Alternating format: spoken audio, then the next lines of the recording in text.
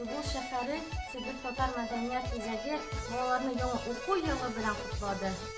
1 сентябрьдә Себер татар мәдәният үзәгендә узган ачык ишекләр көнендә балаларны уен сәяхәткә чакырдылар. Бәйрәм кунакларын мавыктыргыч уеннар белән кызыксындырып, оештыручылар балаларны билим дөньясына алып бардылар. Ладно, ну что ж, ребята, подставляем свои ладошки. Дай 5. Привет! Привет! Привет! Привет! Привет! Привет! Привет! Привет! Привет! Привет! Привет! Привет! Тебя все? Нет, Карлсон, а со мной ты не поздоровался? Привет! Нет, все равно не все. Вот Карлсон, ты вот прилетел и даже не спросил, по какому поводу мы здесь такие все красивые, такие вот нарядные собрались. Как я не знаю? Я знаю. Я каждый день пролетаю мимо вашего города и даже знаю, что сегодня у вас именно здесь самый настоящий праздник. Дай-ка, я думаю, приземлюсь и посмотрю, что за тут праздник, а? Правильно, Карлсон. Сегодня уже 1 сентября, День знаний. Төрле табышмаклар, уен, көлке, биюләр белән күңелле үтте ачык ишекләр көне.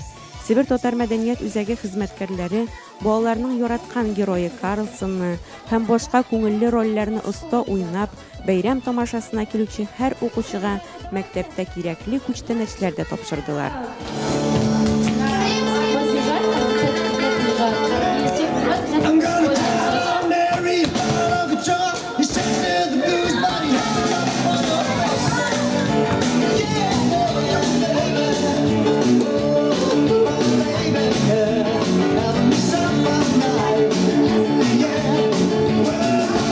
Бу чараны оештыруда матди ярдәм күрсәткән Тубыл шәһәренең Уани ресторан хуҗаларына рәхмәтләребезне юллыйбыз. 1 кыңгырау мәдәният үзәгендә дә чыңлады. Без яңа уку елы белән укытучыларны һәм укучыларыбызны котлыйбыз. Киләсе тапшыруларыбызда алар белән әле очрашырсыз. Бүген сезгә исәнлек, саулыклар һәм уңышлар телибез. Молодцы! Молодцы! Вы действительно достойны подарков, ребята! Займите места, займите подарки!